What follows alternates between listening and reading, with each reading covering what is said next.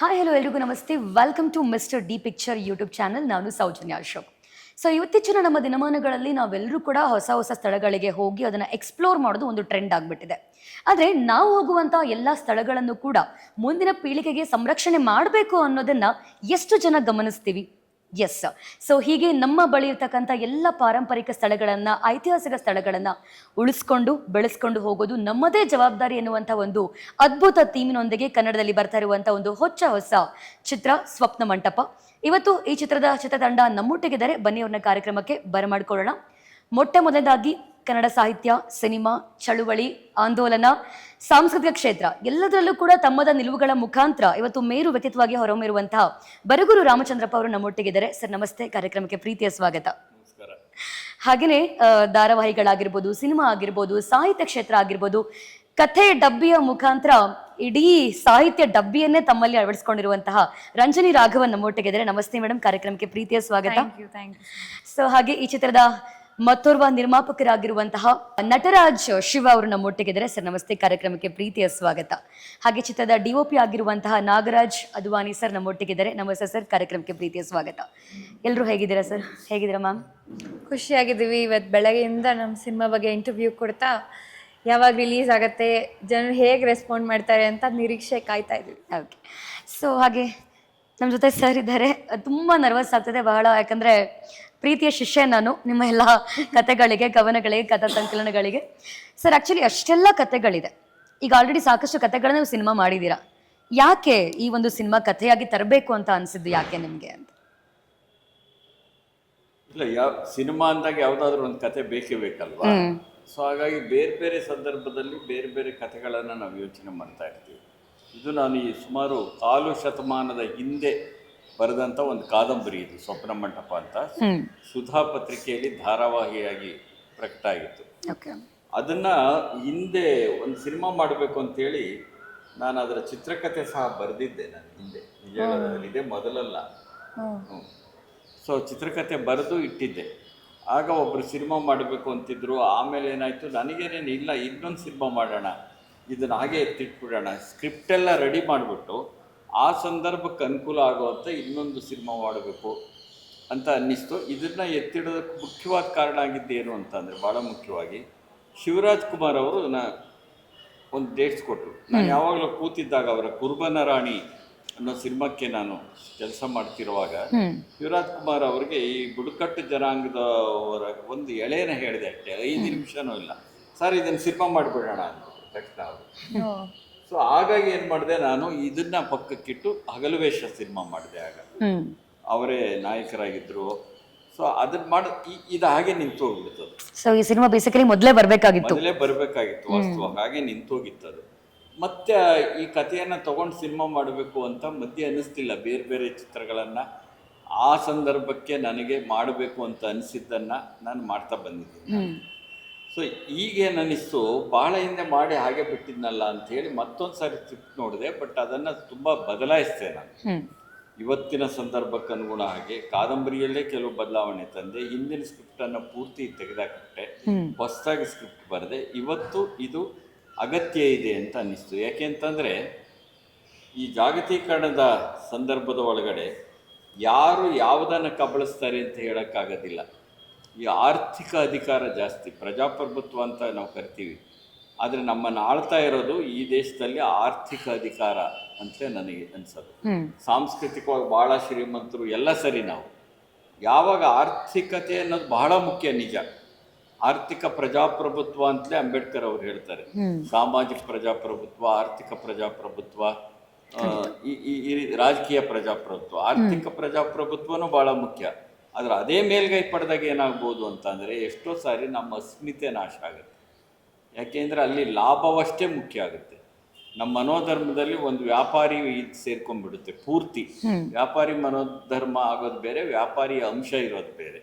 ಇರಬೇಕಾಗಿರುತ್ತೆ, ಇಲ್ಲ ಅಂತಲ್ಲ. ಆದರೆ ಈ ಬದಲಾವಣೆ ಆದಾಗ ನಮ್ಮ ಸಾಂಸ್ಕೃತಿಕವಾದಂಥ ಹಿನ್ನಡೆ ಇದೆಯಲ್ಲ, ಅದು ಸಾಧ್ಯ ಆಗ್ಬೋದು. ಅದಕ್ಕೊಂದು ಸಂಕೇತ ಬೇಕಿತ್ತಲ್ಲ. ಆವಾಗ ನನಗನ್ನಿಸ್ತು ಆ ಸ್ವಪ್ನ ಮಂಟಪ ಮತ್ತೆ ಇವತ್ತು ರೆಲೆವೆಂಟ್ ಆಗ್ತಾ ಇದೆ ಎಸ್.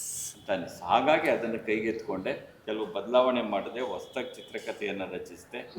ಅವತ್ತು ಏನು ಯೋಚನೆ ಮಾಡಿದ ಆ ಕಲಾವಿದರೇ ಬೇರೆ, ಇವತ್ತು ನಾನು ಯೋಚನೆ ಮಾಡಿದ ಕಲಾವಿದರ ಬೇರೆ. ಕಲಾವಿದರೇ ಬೇರೆ. ಓಕೆ, ಈ ಎಲ್ಲ ಕಲಾವಿದರು ಆ ಪಾತ್ರಗಳಿಗೆ ಜಸ್ಟಿಸ್ ತುಂಬ್ತಾರೆ ಅಂತ ಅನ್ಸುತ್ತೆ ಸರ್ ಹಾಗಾದ್ರೆ? ತುಂಬ್ತಾರೆ ಅಲ್ಲ, ತುಂಬಿಟ್ಟಿದ್ದಾರೆ. ತುಂಬಾ ಆಗಿದೆ already. ಅವರೆಲ್ಲ ಸಾಕಷ್ಟು ಕಲಾವಿದರು ತುಂಬಿದ್ದಾರೆ. ನಾನು ಹಿಂದೊಮ್ಮೆ ನನಗೆ ಹೇಳ್ತಾ ಇದ್ದೆ, ಕಲಾವಿದರ ಆಯ್ಕೆ ಇದೆಯಲ್ಲ ಅದು ಸರಿಯಾಗಿದ್ರೆ ಅರ್ಧ ಸಿನಿಮಾ ಗೆದ್ದಾಗೆ. ಅರ್ಧ ಗೆದ್ದಾಗೆ. ನಾನು ಅಭಿನಯದ ದೃಷ್ಟಿಯಿಂದ ಅರ್ಧ ಗೆದ್ದಾಗೆ. ನಮ್ಮನ್ನು ಅರ್ಥ ಮಾಡ್ಕೊಳ್ಳಿರ್ಬೇಕು ಮತ್ತು ನಮ್ಮನ್ನು ಅರ್ಥ ಮಾಡ್ಕೊಳ್ಳಿರ್ಬೇಕು. ಸಾಧ್ಯ ಬಹಳಷ್ಟು ನನ್ನ ಸಿನಿಮಾಗಳಲ್ಲಿ ನಾನು ಆಯ್ಕೆ ಮಾಡ್ಕೊಂಡಿರೋಂಥ ಕಲಾವಿದರು ನನ್ನನ್ನು ಅರ್ಥ ಮಾಡ್ಕೊಂಡಿದ್ದಾರೆ, ನಾನು ಅವರನ್ನು ಅರ್ಥ ಮಾಡ್ಕೊಂಡಿದ್ದೀನಿ. ಹಾಗೆ ಈ ಚಿತ್ರದಲ್ಲೂ ಸಹ. ಎಸ್. ಸೊ ಈ ಒಂದು ಕತೆ ನಮ್ಮ ರಂಜನಿ ಮೇಡಮ್ಗೆ ಹೋಗಿದ್ದು ಹೇಗೆ, ರಜನಿ ಮೇಡಮ್ಗೆ ತಲುಪಿದ್ದು ಹೇಗೆ ಈ ಒಂದು ಕತೆ ನಿಮಗೆ ಅಂತ? ಫೋನ್ ಕಾಲ್ ಮುಖಾಂತರ. ಫೋನ್ ಕಾಲ್ ಮುಖಾಂತರ. ಸೊ ಹೇಗಿತ್ತು ನಿಮ್ಮ ಒಂದು ರಿಯಾಕ್ಷನ್ ಫಸ್ಟ್ ಕತೆ ಕೇಳಿದಾಗ? ನಾನು ಮಾಡ್ಬೋದು ಅನಿಸ್ತಾ? ಡ್ಯುಯಲ್ ಕ್ಯಾರೆಕ್ಟರ್ ಬೇರೆ. ಈ 1 ನಿಮಿಷನೂ ತಗೊಳ್ಳಿಲ್ಲ, ನಾನು ಮಾಡೋಣ ಅಂತಾನೆ ಅಂದ್ಕೊಂಡೆ. ಬಟ್ ಯಾವಾಗ ಶುರು ಆಗುತ್ತೆ ಏನು ಅನ್ನೋದು ಒಂದಿತ್ತು. ಬಿಕಾಸ್ ಸರ್ ಹೇಳಿದ್ಮೇಲೆ ಇಮಿಡಿಯೇಟಾಗಿ ಶುರು ಮಾಡಿದ್ರು. ತುಂಬ ಸಮಯ ಏನಿರಲಿಲ್ಲ, ಒಂದು ತಿಂಗಳು ಕೂಡ ಇರಲಿಲ್ಲ ನಮ್ಮ ಮೊದಲ ಫೋನ್ ಕಾಲಿಂದ ಶೂಟಿಂಗಿಗೆ. ನನ್ನ ಸ್ವಲ್ಪ ಬೇರೆ ಕೆಲಸಗಳು, ನನ್ನ ನಿರ್ದೇಶನದ ಸಿನಿಮಾ ಅದರದ್ದು ಒಂದು ಪ್ಲ್ಯಾನಿಂಗ್ ಇತ್ತು, ಈ ಥರ ಶೂಟಿಂಗ್ ಹೋಗಬೇಕು ಅಂತ. ಅದನ್ನು ಸ್ವಲ್ಪ ಸ್ಟಾಪ್ ಮಾಡಿ ಇಲ್ಲಿ ಬರಬೇಕಾಗಿದ್ದು ಒಂದು ನನಗೆ ಡೇಟ್ಸ್ದು ಒಂದು ವಿಚಾರ ಬಿಟ್ಟರೆ ಇನ್ನೇನು ನನಗೆ ಮಾಡೋದಕ್ಕೆ ತುಂಬ ಸಂತೋಷ ಆಯಿತು. ನಾನು ಹೇಗೆ ಅಂದ್ಕೊಂಡಿದ್ದು ಹಾಗೆ ಬಂದಿದೆ ಸಿನಿಮಾ. ಸೊ ನೀವು ಕೂಡ ಕನ್ನಡ ಸಾಹಿತ್ಯ ಲೋಕದ ಜೊತೆ ಅವಿನಾಭಾವ ಸಂಬಂಧ ಇರೋದ್ರಿಂದ ಬರ್ಗೂರ್ ಸರ್ ಪರಿಚಯ ಬಹುಶಃ ಮೊದಲಿಂದಲೂ ಇತ್ತು ಅನ್ಸುತ್ತೆ ನಿಮಗೆ? ಸರ್ ನನ್ನ ಪುಸ್ತಕ ಓದಿ ನನಗೆ ವಿಮರ್ಶೆ ಎಲ್ಲ ಬರೆದಿದ್ರು. ನಾನು ಕೇಳಿದ್ದಕ್ಕೆ ಮನೆಗೆ ಪೋಸ್ಟ್ ಕೂಡ ಮಾಡಿದ್ರು. ಅದು ನನ್ನ ಹತ್ರ ಇಟ್ಕೊಂಡಿದ್ದೀನಿ. ಅದು ನನಗೆ it is like a possession. ನಾನು ಅದನ್ನು ಯಾರಿಗಾದ್ರೂ ಬಂದರೆ ತೋರ್ಸೋಕ್ಕೆ ಇಟ್ಕೊಂಡಿರೋ ಥರ ನನಗೆ ಭಾಳ ಸಂತೋಷ. ಪ್ರತಿ ಕಥೆನೂ ಕೂಡ ಹೇಗಿದೆ ಇದು ಅನ್ನೋದನ್ನು ಒಂದೊಂದು ಪ್ಯಾರಾಗ್ರಾಫಲ್ಲಿ ಬರೆದು ಕಳಿಸಿದ್ದಾರೆ. ಇವತ್ತಿನ ಕಾಲದಲ್ಲಿ ಎಲ್ಲ ಎಮೋಜಿ ಯುಗ. ಹೌದು. ಹೆಂಗಿದೆ ಇಷ್ಟೇ, ಹೆಂಗಿದೆ ಹಿಂಗೊಂದು ಕಳಿಸ್ಬಿಟ್ರೆ ಆಗೋಯ್ತು. ಇಷ್ಟೇ, ಮಾತು ಇಲ್ಲ, ಕತೆ ಇಲ್ಲ. ಸರ್ ಆ ಥರದ್ರಲ್ಲಿ ಹಿಂಗೆ ಪುಟಗಟ್ಟಲೆ ಬರೆದು ಕಳಿಸಿದ್ದಾರೆ. ಇದಕ್ಕೆ ತುಂಬ ಪ್ರೀತಿ, ಒಂದು ಅವರಿಗೆ ಸಾಹಿತ್ಯ ಆಸಕ್ತಿ ಪ್ರತಿಯೊಂದು ಬೇಕಾಗುತ್ತೆ. ಅದಕ್ಕೆ ನಮ್ಮೆಲ್ಲರ ಮುಂದೆ ಅವರು ಒಂದು ಮಾದರಿ ವ್ಯಕ್ತಿಯಾಗಿದ್ದಾರೆ ನಮಗೆ. ಖಂಡಿತ. ಸೊ ಆ ಕತೆ ಓದಿದಾಗ ಅನ್ನಿಸ್ತು, ಒಬ್ಬ ಸಿನಿಮಾ ಕಲಾವಿದರಾಗಿ ಕತೆಗಾರ್ತಿಯಾಗಿಯೂ ಉಳ್ಕೊಳ್ಳೋದಿದೆಯಲ್ಲ, ಅದು ಬಹಳ ಕಷ್ಟ. ಬೇರೆ ಒಂದು ಆಯಾಮ ಕೊಡುತ್ತೆ. ಹೌದು. ನಾನು ಕನ್ನಡ ಅಭಿವೃದ್ಧಿ ಪ್ರಾಧಿಕಾರದ ಅಧ್ಯಕ್ಷ ಆಗಿದ್ದಾಗ ಒಂದು ಸಲಹೆ ಕೊಟ್ಟಿದ್ದೆ, ಸಾಂಸ್ಕೃತಿಕ ಪಠ್ಯ ಇರಬೇಕು ಮೆಡಿಕಲ್ಗೆ, ಇಂಜಿನಿಯರಿಂಗ್ಗೆ, ಡೆಂಟಲ್ಗೆ ಅಂತ. ಕನ್ನಡ ಮಾಧ್ಯಮದಲ್ಲಿ ಓದೋರಿಗೆ 5% ಮೀಸಲಾತಿ ಇಡಿಸ್ತಿದ್ದೇನೆ ಆ ಸಂದರ್ಭದೊಳಗಡೆ. ಇವತ್ತು ಉದ್ಯೋಗದಲ್ಲಿ, ವೃತ್ತಿ ಶಿಕ್ಷಣದಲ್ಲಿ ಸಾವಿರಾರು ಜನಕ್ಕೆ ಫ್ರೀ ಸೀಟ್ ಸಿಗ್ತಿದೆ ಕನ್ನಡ ಓದಿರೋ ಕಾರಣಕ್ಕೆ ತಂದಿದ್ದು. ಅವಾಗ ಇದೊಂದು ಹೇಳಿದ್ದೆ ನಾನು, ಆ ಸಾಂಸ್ಕೃತಿಕವಾದ ಆಸಕ್ತಿ ಇದೆಯಲ್ಲ ಅದಿದೆ ಅನ್ನೋದಕ್ಕೆ ನನಗೆ ವಿಶೇಷವಾದ ಆಸಕ್ತಿ ಬಂತು.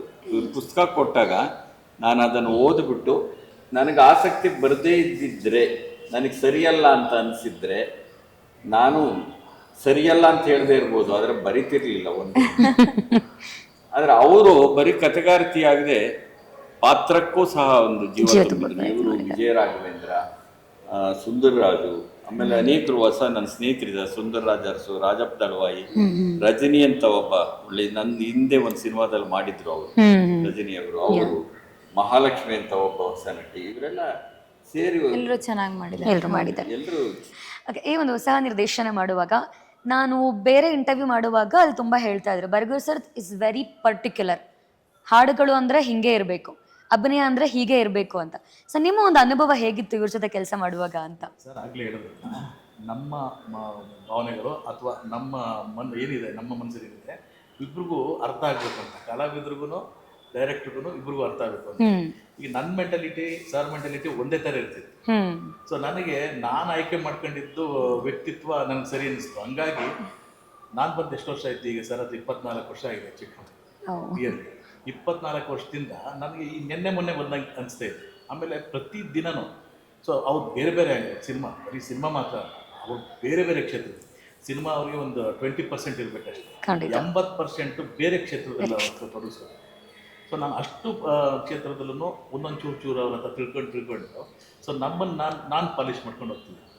ಸೊ ಹಂಗಾಗಿ ಬರೀ ಸಿನಿಮಾ ಅಂತಲ್ಲ, ಬೇರೆ ಬೇರೆ ಆಯಾಮಗಳನ್ನು ಅವರು ನೋಡಿ ಕಲಿತಿದ್ರು. ಒಂದೇ ರೀತಿಯ ಮೆಂಟಾಲಿಟಿ ವೇವ್ ಲೆಂತ್ ಆಗಿರೋದ್ರಿಂದ ಈಸಿ ಆಯಿತು ಕೆಲಸ ಮಾಡಲಿಕ್ಕೆ. ಅಂದರೆ ಮೆಂಟಾಲಿಟಿ ಏನಂದರೆ, ನಾನು ಇವತ್ತರೆಗೂ ನೋಡಿರೋದು, ಅವ್ರು ಆಗಲೇ ಯಾರಿಗೂ ಹೇಳ್ತಿದ್ದೆ ಸತ್ಯ ಹರಿಶ್ಚಂದ್ರ ಸಿನಿಮಾ ನಮ್ಮ ಸಿನಿಮಾಕ್ಕೆ ಹೋಲಿಸಲ್ಲ ಅಂತ. ಆದರೆ ಅವರು ನಾನು ನೋಡ್ದಂಗೆ ಇವತ್ತರೆಗೂ ಒಂದೇ ಒಂದು ಸುಳ್ಳು ಹೇಳಿಲ್ಲ. ಅಕಸ್ಮಾತ್ ಅವ್ರು ಯಾರೋ ಸುಳ್ಳು ಹೇಳ್ತಾರೆ ಅಂದರೆ ಅವ್ರಿಗೆ ಯಾರೋ ಸುಳ್ಳು ಹೇಳಿರ್ತಾರೆ, ಅದನ್ನ ನಂಬಿ ಅವ್ರು ಯಾರು ನಂಬಿರ್ತಾರೋ ಅದನ್ನೇ ಹೇಳ್ತಾ ಇರ್ತಾರೆ. ಸೊ ಹಂಗೆ ಆ ಥರ ಆಗುತ್ತೆ. ನನಗೂ ಅದೇ ಭಾವನೆಗಳಿರೋದ್ರಿಂದ ಸೊ ನನಗೆ ಭಾಳ ಹತ್ರ.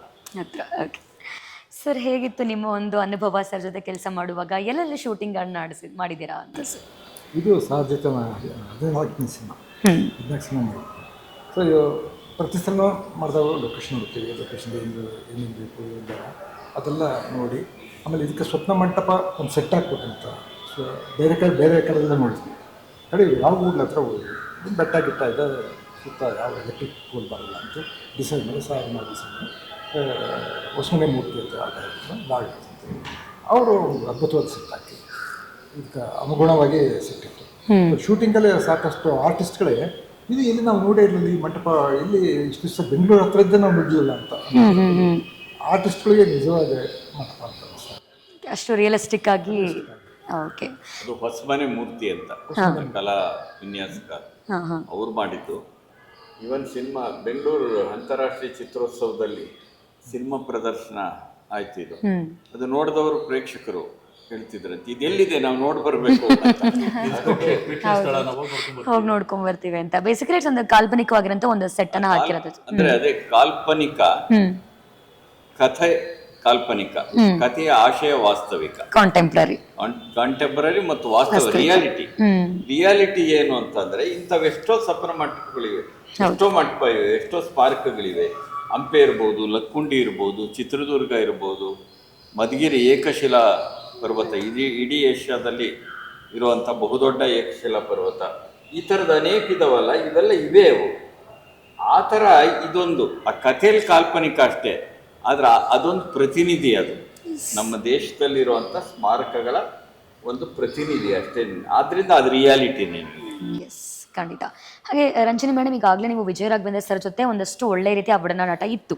ಆ್ಯಂಡ್ ಈ ಒಂದು ಚಿತ್ರದಲ್ಲಿ ಅವರ ನಾಯಕಿಯಾಗಿ ನೀವು ಪಾತ್ರವನ್ನು ಮಾಡಬೇಕಾದ್ರೆ ಅದರಲ್ಲೂ ಕೂಡ ದ್ವಿಪಾತ್ರ, ಎಷ್ಟು ಚಾಲೆಂಜಿಂಗ್ ಅನಿಸ್ತಾ ಇತ್ತು ನಿಮಗೆ ಅಂತ? ಅದೇ ನೀವು ಹೇಳ್ದಂಗೆ ನಾವು ಒಂದು ವೆಬ್ ಸೀರೀಸ್ ಮಾಡಿದ್ವಿ, ಪರಿಚಯ ಆಯಿತು, ಒಟ್ಟಿಗೆ ಹಾಡೆಲ್ಲ ಹಾಡ್ತಿದ್ವಿ ಆವಾಗ ಆ ಸೆಟ್ಟಲ್ಲಿ.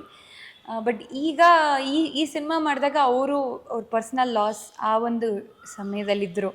ಹಾಗಾಗಿ ನನಗೆ ಅವರು ಯಾವ ಮೂಡ್ನಲ್ಲಿದ್ದಾರೆ ಮಾತಾಡ್ಸೋದಕ್ಕೆ ಆ ಥರ ನನಗೂ ಸ್ವಲ್ಪ ಗೊಂದಲ ಇತ್ತು. ಬಟ್ ಅವರಿಗೆ ಕೆಲಸ ಅನ್ನೋದು ಅವ್ರ ಮನಸ್ಸನ್ನು ಬದಲಾಯಿಸ್ಕೊಳ್ಳೋದಕ್ಕೆ ಇತ್ತು ಅಂತ. ಸೊ ಹಾಗಾಗಿ ಅವರು ಶಾರ್ಟಿಗೆ ಬಂದಾಗ ಎಷ್ಟು ಈ ಕೆಲಸಕ್ಕೆ ಎಷ್ಟು ಪ್ರೀತಿ ಕೊಡ್ತಾ ಇದ್ರು ಅಂದರೆ ಅವ್ರ ಜೀವನದ ಯಾವ ನೋವು ಅವರು ನೆನಪಲ್ಲಿ ಇಟ್ಕೊಂಡಿರಲಿಲ್ಲ, ತೋರಿಸ್ಕೊತಾನೆ ಇರಲಿಲ್ಲ. ಏನಾದರೂ ಒಂದು ಹೇಳಿ ಮಾಡಿ ಆ ಥರ. ಚಾಲೆಂಜಿಂಗ್ ಅನ್ನೋಕ್ಕಿಂತ ಖುಷಿ ಇತ್ತು ನನಗೆ, ಯಾಕೆಂದ್ರೆ ಅವರು ಕಲ್ಲರಳಿ ಹೂವಾಗಿ ಪಿಕ್ಚರಲ್ಲೆಲ್ಲ ಈ ಥರದ್ದು ಒಂದು ಐತಿಹಾಸಿಕ ಪಾತ್ರ ಮಾಡಿದ್ರು. ಸೊ ಆ ಒಂದು ಗೆಟಪ್ ಅಲ್ಲಿ ಇದ್ದಾಗ ನಾನು ಅದ್ರ ಆಪೋಸಿಟ್ ಫಿಮೇಲ್ ಲೀಡ್ ಕ್ಯಾರೆಕ್ಟರ್ ಮಾಡುವಾಗ ನಂಗೆ ಖುಷಿ ಆಗ್ತಾ ಇತ್ತು. ಓಕೆ, ಇದೊಂಥರ ತುಂಬ ನೈಜವಾಗಿ ವಿಜಯ ರಾಘವೇಂದ್ರ ಸರ್ ಆ ಕ್ಯಾರೆಕ್ಟರ್ಗಳು ಅಂಥ ಕ್ಯಾರೆಕ್ಟರ್ಗಳಿಗೆ ಹೇಳಿ ಮಾಡಿಸ್ದಂಗೆ ಅವ್ರ ಹಾವ ಭಾವ ಭಾಷೆ ಪ್ರತಿಯೊಂದಕ್ಕೂ. ಸೊ ಅದ್ರ ಜೊತೆಗೆ ಕೆಲಸ ಮಾಡಿದ್ದು ನನಗೆ ಖುಷಿ ಆಯ್ತು. ಸರ್, ಒಂದು ಇಂಟರ್ವ್ಯೂನಲ್ಲಿ ನಾನು ನೋಡ್ತಾ ಇದ್ದೆ, ನೀವು ಹೇಳಿರೋದು ಬರೀ ನನಗೆ ಸಂಬಳ ಕೊಟ್ಟರೆ ಸಾಕಾಗಲ್ಲ, ನಂಗೆ ಸ್ವತಂತ್ರ ಬೇಕು ಅಂತ. ನಿರ್ದೇಶಕರಾಗಿ ಬರ್ಗೂರ್ ಸರ್ ನಿಮ್ಮೆಲ್ಲರಿಗೂ ಎಷ್ಟು ಸ್ವತಂತ್ರ ಕೊಟ್ಟಿದ್ರು ಅಂತ? ನಾನು ಹೇಳಿದ್ದು ನಿರ್ಮಾಪಕರಿಗೆ ಹೇಳಿದ್ದು ಅದೇ. ನಾನು ಅವ್ರಿಗೆ ಸಂಭಾವನೆ ಮುಖ್ಯ ಅಲ್ಲ, ನನಗೆ ಸ್ವಾತಂತ್ರ್ಯ ಮುಖ್ಯ ಖಂಡಿತ ಅಂತ. ಯಾಕೆಂದ್ರೆ ನನಗೆ ಸ್ವಾತಂತ್ರ್ಯ, ಒಂದು ಸೃಜನಶೀಲ ಸ್ವಾತಂತ್ರ್ಯ ಇದೆಯಲ್ಲ, ಅದಿರಬೇಕು ನನಗೆ. ಏಕೆಂದರೆ ನಾನೀಗ ನಮ್ಮ ಕ್ಯಾಮ್ರಾಮನ್ನು ಇದನ್ನೇ ಅವಲಂಬಿಸಿದ್ದಾರೆ ಅವರು. ಈಗ ನನಗೆ ಹೊಟ್ಟೆಪಾಡಿಗೆ ಬೇರೆ ಎಲ್ಲ ಒಂದು ಕಡೆ ಬರುತ್ತೆ. ಬಟ್ ಇಲ್ಲೇ ಈ ವೃತ್ತಿಯನ್ನೇ ಅವಲಂಬಿಸಿರೋರು ಸಂಭಾವನೆನ ಎಷ್ಟು ಬೇಕು ಅಷ್ಟು ಕೇಳಲೇಬೇಕಾಗಿರುತ್ತೆ, ಅದು ತಪ್ಪಲ್ಲ ಅದು. ಆದರೆ ನನಗೇನಾಗಿದೆ, ನನ್ನ ಹೊಟ್ಟೆಪಾಡಿಗೆ ಒಂದು ಪೆನ್ಷನ್ ಬರುತ್ತೆ. ಆಮೇಲೆ ಇದನ್ನು ನಾನು ಒಂಥರ ಪ್ಯಾಷನ್ ಥರ ತೊಗೊಂಡಿರೋದು ನನ್ನ ಸಿನಿಮಾನ. ಅದು ನನ್ನ ಮೂಲ ವೃತ್ತಿ ಅಲ್ಲ ಅದು. ಇಲ್ಲಿ ನನಗನ್ನಿಸ್ದಾಗ ಸಿನಿಮಾ ಮಾಡ್ಬೇಕಷ್ಟೇ. ಹ್ಮ್ ಅದಕ್ಕೆ ಒಪ್ಕೊಳ್ಳೋದಿದ್ರೆ ಮಾತ್ರ ನಾನು ಸಿನಿಮಾ ಮಾಡ್ತೀನಿ ಅಂತ ಎಲ್ರಿಗೂ ನನ್ನ ಕಂಡೀಷನ್ ಅದೇನೇನೆ. ಹ್ಮ್ ಹಾಗೆ ನಾನು ಅವ್ರಿಗೆ ಎಷ್ಟು ಸ್ವಾತಂತ್ರ್ಯ ಕೊಟ್ಟಿದ್ದೆ ಏನು ಅನ್ನೋದನ್ನ ಅವ್ರುಗಳು ಹೇಳಬೇಕು. ಸೊ ನಿಮ್ಮ ಪಾತ್ರವನ್ನ ನಿಮ್ಮ ಕೆಲಸವನ್ನ ಮಾಡುವಾಗ ಸ್ವಾತಂತ್ರ್ಯ ಎಷ್ಟಿತ್ತು ಈ ಒಂದು ಸಿನಿಮಾದಲ್ಲಿ ಅಂತ? ಸ್ವತಂತ್ರ ನಮ್ಮ ಕೆಲಸಕ್ಕೆ ಸ್ವಾತಂತ್ರ್ಯ ಕೊಡ್ತಾರೆ. ಕೊಟ್ಟಿದ್ರು.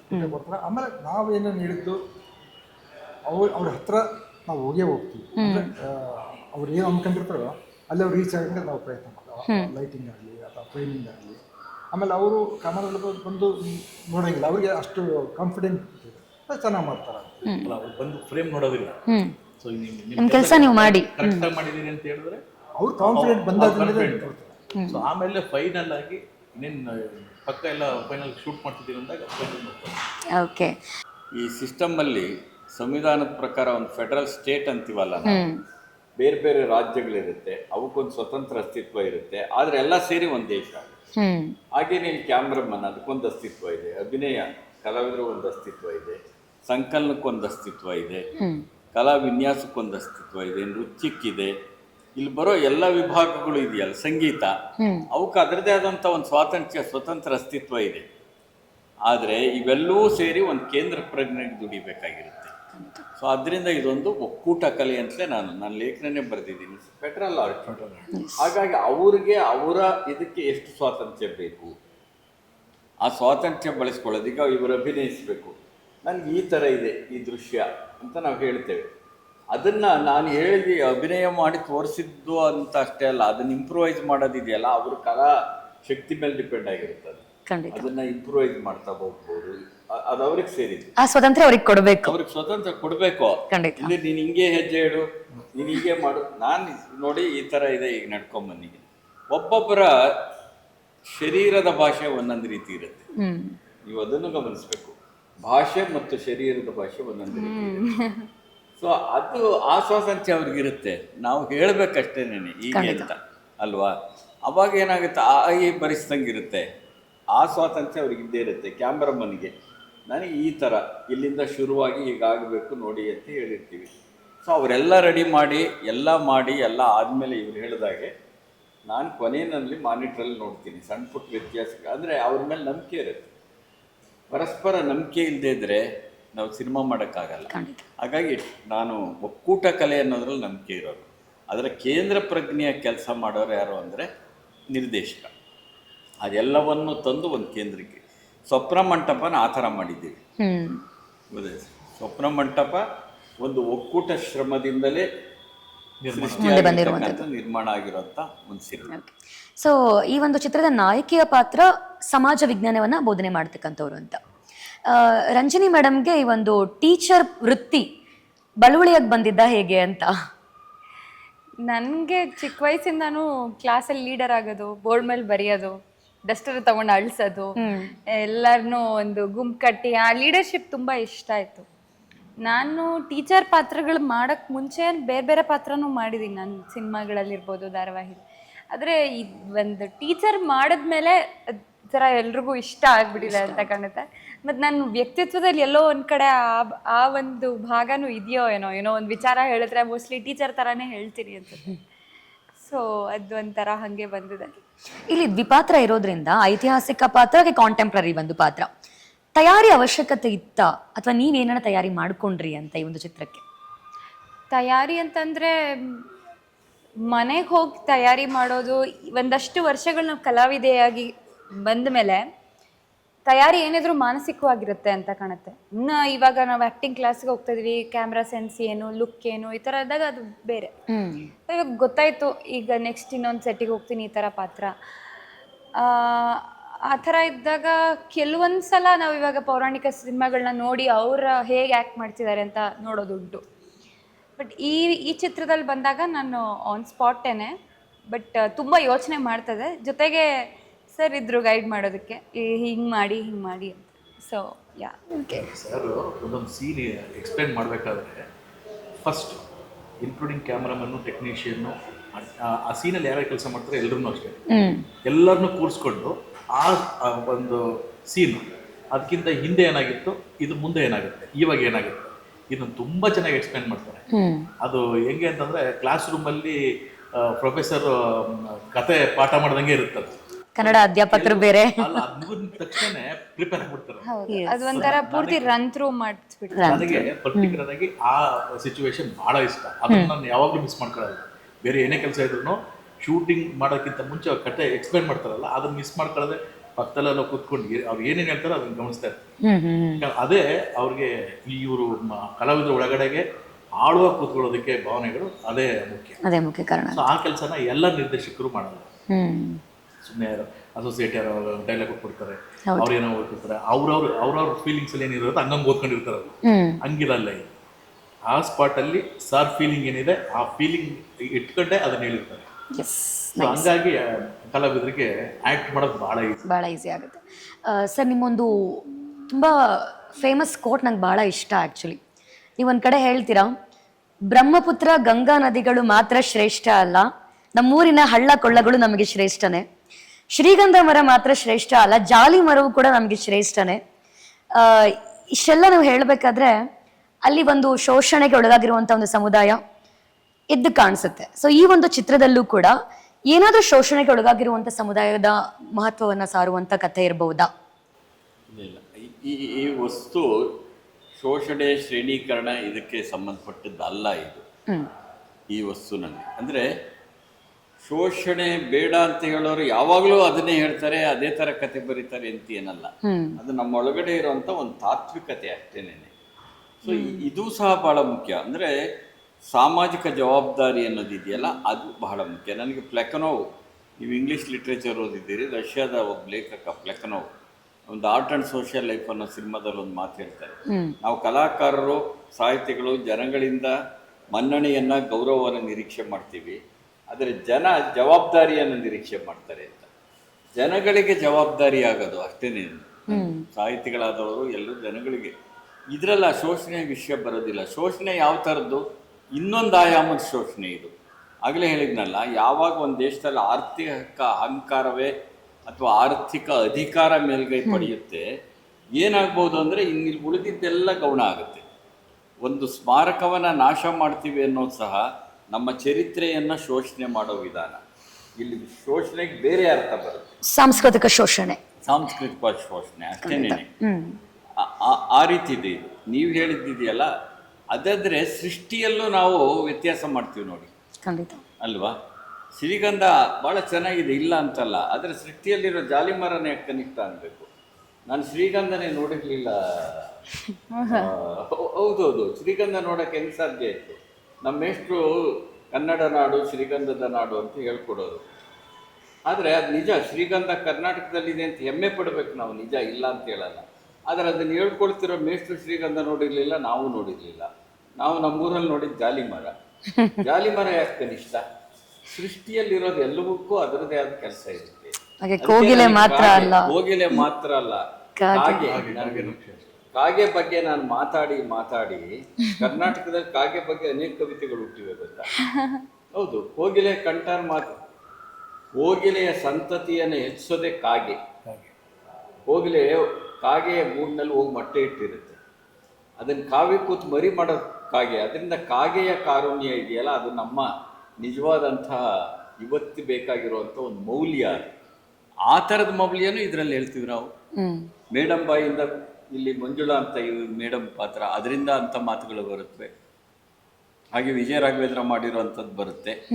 ಹಾಗಾಗಿ ನಾನು ಆ ಥರ ಸೃಷ್ಟಿಯಲ್ಲಿ ಅಸಮಾನತೆಯನ್ನು ಹುಡುಕಬಾರದು ನಾವು, ಎಲ್ಲವೂ ಉತ್ತಮ, ಅದು ನಿಜವಾದ ಸಮಾನತೆ ಅದು ಅಂತ. ಆ ಥರ ಒಬ್ಬ ಚರಿತ್ರೆಯಲ್ಲಿಯೂ ಅಂಥದ್ದನ್ನು ಹುಡುಕೋದು, ಸಾಂಸ್ಕೃತಿಕವಾದಂಥ ಸ್ಮಾರಕಗಳ ಶೋಷಣೆ ಸಹ ಮಾಡಬಾರ್ದು ಅನ್ನೋದಿದೆಯಲ್ಲ, ಅದು ಅಲ್ಲಿ ಶೋಷಣೆ ಈ ಥರ ಪದಗಳು ಬಳಸಿದರೆ ಅದು ಭಾಳ ಬೇರೆ ಥರ ಆಗುತ್ತೆ. ಹಾಗಲ್ಲ, ಇದು ಬೇರೆ ಆಯಾಮದ ಸಿನಿಮಾ ಇದು. ಆದರೆ ಸಾಮಾಜಿಕ ಜವಾಬ್ದಾರಿಯಿಂದ ಮಾಡಿರೋ ಸಿನಿಮಾ ಇದು. ನಮ್ಮ ತಂತ್ರಜ್ಞರು ಮತ್ತು ಕಲಾವಿದರು ಎಲ್ಲರೂ ಜವಾಬ್ದಾರಿಯನ್ನು ನಿರ್ವಹಿಸಿರೋ ಸಿನಿಮಾ ಇದು. ಅದಕ್ಕೆ ಕನ್ನಡ ಜನ ಇದನ್ನು ನೋಡಬೇಕು ಅಂತ ನಮ್ಮ ಆಸೆ. ಖಂಡಿತ. ಹಾಗೆ ಸಹ ಕಲಾವಿದರ ಬಗ್ಗೆ ಮಾತಾಡೋದಾದ್ರೆ, ಸುಂದರರಾಜ್ ಸರ್ ಕೂಡ ಈ ಒಂದು ಚಿತ್ರದಲ್ಲಿ ಅಭಿನಯಿಸಿದ್ದಾರೆ. ಅವರು ಒಬ್ಬ ವಿಜಯ ರಾಘವೇಂದ್ರ ಅವರ ತಂದೆಯ ಪಾತ್ರವನ್ನು ನಿರ್ವಹಿಸ್ತಾ ಇರುವಂಥವ್ರು. ಆ ಒಂದು ಪಾತ್ರದ ಬಗ್ಗೆ, ಬೇರೆ ಬೇರೆ ಪಾತ್ರಗಳ ಬಗ್ಗೆ ಏನು ಹೇಳಕ್ಕೆ ಇಷ್ಟಪಡ್ತೀರಾ ಅಂತ? 3 ಜನ ಎಲ್ಲರೂ ಕೂಡ. ಈಗ ನಾನು ಆರಂಭದಲ್ಲಿ ಹೇಳಿದೆ, ಪಾತ್ರಗಳಿಗೆ ನಾವು ಆಯ್ಕೆ ಮಾಡ್ತೀವಲ್ಲ ಕಲಾವಿದರನ್ನ, ಆಗ ಅವರ ಅಭಿನಯದಲ್ಲಿ ಅರ್ಧ ನಮ್ಮ ಸಲೀಸಾಗ್ಬಿಟ್ಟಿರುತ್ತೆ, ಅರ್ಧ ಕಷ್ಟ ಹೊರಟೋಗಿರುತ್ತೆ ನಾವು ಅವ್ರನ್ನ ಆಯ್ಕೆ ಮಾಡಿದಾಗಲೇ. ಸೊ ಅಂಥವ್ರನ್ನೇ ನಾವು ಆಯ್ಕೆ ಮಾಡಿದ್ವಿ. ಎಲ್ಲರೂ ಅವರವ್ರ ಪಾತ್ರವನ್ನು ಬಹಳ ಚೆನ್ನಾಗಿ ಸಹಜವಾಗಿ ನಿರ್ವಹಿಸಿದ್ದಾರೆ. ಆ ಸಹಜತೆ ಅನ್ನೋದು ಬಹಳ ಮುಖ್ಯ. ನಾವು ನೋಡ್ತಾ ಇರುವಾಗ ಆ ಪಾತ್ರವಾಗಿದ್ದಾರೆ ಅಂತ ಅನ್ನಿಸ್ಬೇಕು. ಸೊ ಆ ಥರ ಎಲ್ಲರೂ ಕಲಾವಿದರಿರ್ಬೋದು, ಮುಖ್ಯ ಕಲಾವಿದರಿರ್ಬೋದು, ಎಲ್ಲರೂ ಆ ರೀತಿ ಅಭಿನಯಿಸೋದ್ರ ಮುಖಾಂತರನೇ ಒಂದು ರೀತಿಯ ಯೂನಿಟಿ ಆಫ್ ಇದೆಯಲ್ಲ, ಅದು ಬಂದಿದೆ. ಯೂನಿಟಿ ಆಫ್ ಆ್ಯಕ್ಟ್ ಅಂತ ಕರಿತೀವಲ್ಲ, ಆ ಥರದ್ದು ಬಂದಿದೆ. ಇದರಲ್ಲಿ ಎಲ್ಲರೂ ಚೆನ್ನಾಗಿ ಅಭಿನಯಿಸಿದ್ದಾರೆ. ಎಸ್. ಕೊನೆಯದಾಗಿ ಮ್ಯೂಸಿಕ್ ಬಗ್ಗೆ ನಾವು ಮಾತಾಡಬೇಕು. ಎಲ್ಲ ಕಮರ್ಷಿಯಲ್ಸ್ ಚಿತ್ರಗಳ ಸಂಗೀತಕ್ಕಿಂತ ವಿಭಿನ್ನವಾಗಿರುವಂಥ ಸಂಗೀತ ನಾವು ನೋಡಿದ್ದೀವಿ. ಕನ್ನಡ ನಾಡು ಹಾಡಿನಲ್ಲಿ ವಿಜಯ ರಾಘವೇಂದ್ರ ಅವರೇ ಹಾಡಿದ್ದಾರೆ. ಬೇರೆ ಬೇರೆ ಹಾಡುಗಳು ತುಂಬಾ ವಿಭಿನ್ನವಾಗಿರುವಂಥ ಹಾಡುಗಳು. ಈ ಒಂದು ಹಾಡುಗಳು ಚಿತ್ರಕ್ಕೆ ಅನುಗುಣವಾಗಿ ಮಾಡಿದ್ದ ಅಥವಾ ಹೇಗೆ ಹಾಡು ರಚನೆ ಆಯಿತು ಅಂತ? ಅದು ಸರ್ಗೆ ಮೇಡಮ್ ಕೂಡ ಅಭಿನಯ ಮಾಡಿದ್ದಾರೆ ಒಂದು ಹಾಡಲ್ಲಿ. ಒಂದು ಹೇಳ್ಬೇಕು, ಅದೇ ಇದರಲ್ಲಿ ಮಹಿಳಾ ಸಂಗೀತ ಡೈರೆಕ್ಟರ್ ಇರೋದು ನನಗೂ ಖುಷಿ. ಎಲ್ಲಿ ಯಾವುದೇ ಕ್ಷೇತ್ರದಲ್ಲಾದ್ರೂ ಮಹಿಳೆಯರು ಬರಬೇಕು. ನಮ್ಮ ಟ್ಯಾಲೆಂಟು ಬರೀ ಬ್ಯೂಟಿ, ಸೌಂದರ್ಯ, ನಟನೆ ಅಥವಾ ಬಟ್ಟೆ, ಮೇಕಪ್ಪು ಇಷ್ಟಕ್ಕೆ ಸೀಮಿತವಾಗದೆ ಇನ್ನೂ ಒಂದು ಆಳವಾದ ನಮ್ಮ ಪ್ರತಿಭೆನ ನಾವು ಹೊರಗೆ ಹೊಮ್ಮಿಸ್ಬೇಕು ಅಂತ ನಾನು ಆ ಒಂದು ವಿಚಾರದಲ್ಲಿ ಶಮಿತಾ ಮಲ್ನಾಡ್ ಅವ್ರನ್ನ ಅಭಿನಂದಿಸ್ತೇನೆ. Yes sir. ನಮ್ಮಲ್ಲಿ ಈಗ ಹಾಡುಗಳಿದೆಯಲ್ಲ, ಸಹಜವಾಗಿ ಬರಬೇಕು ಅನ್ನೋದೊಂದು.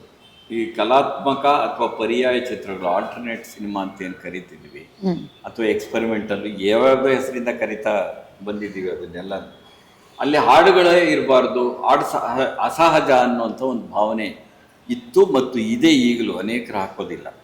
ನಾನು ಕೆಲವು ಹಾಡುಗಳನ್ನು ಹಿನ್ನೆಲೆ ಸಂಗೀತದಲ್ಲಿ ಬಳಸ್ತಾ ಹೋಗ್ತೀವಿ, ಹಿನ್ನೆಲೆಯಲ್ಲಿ ಬರ್ತಾ ಹೋಗ್ತೀವಿ ಕೆಲವು ಹಾಡುಗಳು. ಇನ್ನು ಕೆಲವು ಹಾಡುಗಳು ಸಹಜವಾಗಿ ಬರಬೇಕು ಅಂತ. ಈಗ ನೋಡಿ, ಅಲ್ಲಿಗೊಂದು ಕನ್ನಡ ಹಾಡಿದೆ, ವಿಜಯ ರಾಘವೇಂದ್ರ ಹಾಡೋದು. ಆ ಕನ್ನಡ ಹಾಡು ಏನಂದ್ರೆ, ಕನ್ನಡ ರಾಜ್ಯೋತ್ಸವ ಮಾಡ್ತಿರ್ತಾರೆ. ಕನ್ನಡ ರಾಜ್ಯೋತ್ಸವದಲ್ಲಿ ಯಾರಾದ್ರೂ ಹಾಡು ಹೇಳ್ತಾರೆ ತಾನೆ, ಖಂಡಿತ ಅದು ಸಹಜವಾಗಿರುತ್ತಾರೆ. ಆ ಥರ ಸಹಜವಾದ ಸನ್ನಿವೇಶ ಸಂದರ್ಭಗಳನ್ನು ಸೃಷ್ಟಿ ಮಾಡಿ ಹಾಡುಗಳನ್ನು ಹಾಕೋದಿದೆಯಲ್ಲ, ತಪ್ಪೇನಲ್ಲ, ಹಾಕಬೇಕು ಅಂತಲೇನೆ. ಹಾಗಾಗಿ ನಾನು ನನ್ನ ಸಿನಿಮಾದಲ್ಲಿ, ನನ್ನ ಮೊದಲ ಸಿನಿಮಾದಿಂದ ಹಾಡುಗಳು, ಯಾವಾಗ ಕಲಾತ್ಮಕ ಚಿತ್ರಗಳು ಅನ್ನಿಸ್ಕೊಂಡವು ಹಾಡುಗಳನ್ನೇ ಹಾಕ್ತಿರ್ಲಿಲ್ವೋ ಆಗಿನಿಂದ ಹಾಡು ಹಾಕ್ಕೊಂಡು ಬಂದಿದ್ದೀನಿ ನಾನು ನನ್ನ ಸಿನಿಮಾದಲ್ಲಿ. ಹಾಗಾಗಿ ಇಲ್ಲಿ ಹಾಡುಗಳಿಗೂ ಅದರದ್ದೇ ಒಂದು ಪಾತ್ರ ಇರುತ್ತೆ, ಸಂಭಾಷಣೆಗೆ ಒಂದು ಪಾತ್ರ ಇರುತ್ತೆ ಅಲ್ವಾ, ಎಲ್ಲದಕ್ಕೂ ಒಂದೊಂದು ವಹಿಸ್ಬೋದಾದಂಥ ಒಂದು ಪಾತ್ರ ಇರುತ್ತೆ. ಅಂಥ ಹಾಡುಗಳು ಚೆನ್ನಾಗಿ ಬಂದಿವೆ. ನಮ್ಮ ಸಿನಿಮಾ ಬಗ್ಗೆನೇ ನಾವು ಹೆಚ್ಚು ಹೇಳ್ಕೊಳ್ಳೋದಲ್ಲ, ಆದರೆ ಸಹಜವಾದ ಸಂದರ್ಭಕ್ಕೆ ಅನುಗುಣವಾಗಿ ನಾನು ಹಾಡುಗಳನ್ನು ನಮ್ಮ ಸಿನಿಮಾದಲ್ಲಿ ಹಾಕ್ತಾ ಬಂದಿದ್ದೇವೆ. ಓಕೆ. ಕೊನೆಯದಾಗಿ ಒಟ್ಟಾರೆಯಾಗಿ ನಮ್ಮ ಸಿನಿ ಪ್ರಿಯರು ಈ ಸಿನಿಮಾವನ್ನ ಯಾಕೆ ನೋಡಬೇಕು? ನಿಮ್ಮದೇ ಶೈಲಿಯಲ್ಲಿ ಅವ್ರನ್ನ ಬರಮಾಡ್ಕೊಳ್ಳೋದಾದ್ರೆ ಹೇಗೆ ಕರೀತೀರಾ ಒಬ್ಬೊಬ್ಬರೇ ಸರ್? ನಮ್ಮದೇ ಶೈಲಿ ಅಂತಲ್ಲ, ಅದನ್ನು ನಾವು ಮಾಡೋ ಸಾರದ ಒಂದು ಸಿಗ್ನೇಚರ್ ಟ್ಯೂನ್ ಅಂತ, ಒಂದು ಸಿಗ್ನೇಚರ್ ಅವರ ಹೀಗೆ ಮಾಡ್ಕೊಂಡು ಮಾಡ್ತಾರೆ. ಸೊ ಪ್ರೇಕ್ಷಕರು ಅದನ್ನು ಫಾಲೋ ಮಾಡೋದು ಸಾಕಷ್ಟು ಜನ ಇದ್ದಾರೆ. ಸೊ ಇದು ನ್ಯಾಚುರಲ್ ಆಗಿರುವಂಥದ್ದು. ಯಾವುದೋ ಸುಮ್ಮನೆ ಹಾಡೋದು, ಸುಮ್ಮನೆ ಫೈಟು, ಆ ಥರದಲ್ಲಿ ಯಾವುದು. ಸೊ ಕತೆಗೆ ಏನು ಬೇಕೋ ಅದು ಮಾಡಿದ್ವಿ. ಸೊ ಜನರಿಗೆ ಇಷ್ಟ ಆಗುತ್ತೆ ಅಂತ ಜನರು ಬಂದು ನೋಡ್ತಾರೆ. Yes madam. ಸೊ ಇದೊಂದು ಅಪ್ಪಟ ಕನ್ನಡ ಚಿತ್ರ, ಕನ್ನಡ ಮನಸ್ಸುಗಳೆಲ್ಲ ಸೇರಿ ಮಾಡಿರೋದು. ಅದರಲ್ಲೂ ಹಿಸ್ಟ್ರಿ, ಇತಿಹಾಸ, ನಮ್ಮ ಚರಿತ್ರೆಯ ಬಗ್ಗೆ ಆಸಕ್ತಿ ಇರೋರಿಗಂತೂ ತುಂಬ ಇಷ್ಟ ಆಗುತ್ತೆ. ಸೊ ನೀವೆಲ್ಲರೂ ಬಂದು 25ನೇ ತಾರೀಕು, ಜುಲೈ 25ನೇ ತಾರೀಕಿಂದ ಸಪ್ನ ಮಂಟಪ ಕನ್ನಡ ಚಿತ್ರಮಂದಿರಗಳಲ್ಲಿ ನೋಡೋಕ್ಕೆ ಸಿಗತ್ತೆ. ಬಂದು ಸಪೋರ್ಟ್ ಮಾಡಿ. ಎಸ್. ಚಿತ್ರಗಳನ್ನ ಹೆಚ್ಚು ಥಿಯೇಟ್ರಲ್ಲೇ ಜನ ಬಂದು ನೋಡೋದ್ರಿಂದ ಒಬ್ಬ ನಿರ್ಮಾಪಕ ಉಳ್ಕೊಂಡ್ರೆ ಸೃಜನಶೀಲ ನಿರ್ದೇಶಕರುಗಳು ಹೊರಬರ್ತಾರೆ. ಸೊ ಹಾಗಾಗಿ ಹೆಚ್ಚು ಕನ್ನಡ ಸಿನಿಮಾಗಳನ್ನ ಥಿಯೇಟ್ರ್ಗಳಲ್ಲಿ ನೋಡಿ ಪ್ರೋತ್ಸಾಹ ಮಾಡಿದ್ರೆ ಒಬ್ಬ ಎಲ್ಲ ಕಲಾವಿದರುಗಳನ್ನು ಉಳ್ಕೊಳ್ತಾರೆ ಅಂತ ನನ್ನ ಭಾವನೆ. ಹಂಗಾಗಿ ಪ್ರತಿಯೊಬ್ಬರೂ ಥಿಯೇಟ್ರಿಗೆ ಬಂದು ಸಿನಿಮಾ ನೋಡಿ ಅಂತ ಕೇಳ್ಕೊತೀವಿ. ನಮ್ಮ ಸ್ವಪ್ನ ಮಂಟಪ ಸಿನಿಮಾ ಇದೇ ತಿಂಗಳು ಅಂದರೆ ಜುಲೈ 25ನೇ ತಾರೀಕು ರಾಜ್ಯದ ಬೇರೆ ಬೇರೆ ಕಡೆ ಬಿಡುಗಡೆ ಆಗ್ತಾ ಇದೆ. ಇಂಥದ್ದೊಂದು ಸಿನಿಮಾನ ಪ್ರೋತ್ಸಾಹ ಕೊಡೋದ್ರ ಮುಖಾಂತರವಾಗಿ ಮತ್ತಷ್ಟು ಈ ಪರಂಪರೆಯನ್ನು ಬೆಳೆಸಬೇಕು, ಸದಭಿರುಚಿ ಚಿತ್ರಗಳು ಹೆಚ್ಚಾಗಬೇಕು. ನಮ್ಮದೊಂದೇ ಸಿನಿಮಾ ಅಲ್ಲ, ಈ ರೀತಿ ಬರತಕ್ಕಂಥ ಸದಭಿರುಚಿ ಎಲ್ಲ ಸಿನಿಮಾಗಳನ್ನು ಕನ್ನಡಿಗರು ಗೆಲ್ಲಿಸಬೇಕು ಅಂತ ನನ್ನ ಆಶಯ. ಅದಕ್ಕೆ ಪೂರಕವಾಗಿ ನಮ್ಮ ಸಿನಿಮಾನೂ ದಯವಿಟ್ಟು ಗೆಲ್ಲಿಸಿ ಥಿಯೇಟ್ರಿಗೆ ಬಂದು ಸಿನಿಮಾ ನೋಡಿ ಕನ್ನಡಿಗರು ಇದನ್ನು ನಿಜವಾಗೂ ನೋಡ್ತಾರೆ ಅನ್ನೋಂಥ ನಿರೀಕ್ಷೆಯನ್ನು ಇಟ್ಕೊಂಡಿದ್ದೀವಿ. 25ನೇ ತಾರೀಕು ದಯವಿಟ್ಟು ಮರಿಬೇಡಿ. ಸ್ವಪ್ನ ಮಂಟಪ ಬಿಡುಗಡೆ ಆಗ್ತಿದೆ, ಪ್ರೋತ್ಸಾಹ ಕೊಡಿ. ಎಸ್, ಮತ್ತೆ ನಿಮ್ಮ ಭಾಷೆ ಕಾನ್ಫಿಡೆನ್ಸ್ ಕೂಡ ನಂಗೆ ತುಂಬಾ ಇಷ್ಟ ಆಯ್ತು. ಒಳ್ಳೆಯದಾಗಲಿ. Thank you so much. Yes ವೀಕ್ಷಕರೇ, ಇದಿಷ್ಟು ನಮ್ಮ ಸ್ವಪ್ನ ಮಂಟಪ ಚಿತ್ರದೊಂದಿನ ಮಾತುಕತೆ ಆಗಿತ್ತು. ಬಹುಶಃ ನಿಮ್ಮೆಲ್ಲರಿಗೂ ಇಷ್ಟ ಆಗಿರುತ್ತೆ ಅನ್ಕೊಳ್ತೀನಿ. ಇದೇ 25ನೇ ತಾರೀಕು ಸಿನಿಮಾ ರಿಲೀಸ್ ಆಗ್ತಿದೆ. ನಾವೆಲ್ಲರೂ ಒಟ್ಟಿಗೆ ಹೋಗಿ ಚಿತ್ರವನ್ನ ನೋಡೋಣ, ಕನ್ನಡ ಚಿತ್ರವನ್ನ ಸಂಭ್ರಮಿಸೋಣ. ಮತ್ತಷ್ಟು ಲೇಟೆಸ್ಟ್ ಅಪ್ಡೇಟ್ಸ್ಗಳಿಗಾಗಿ ನೋಡ್ತಾ ಇರಿ D picture YouTube channel. Thank you so much.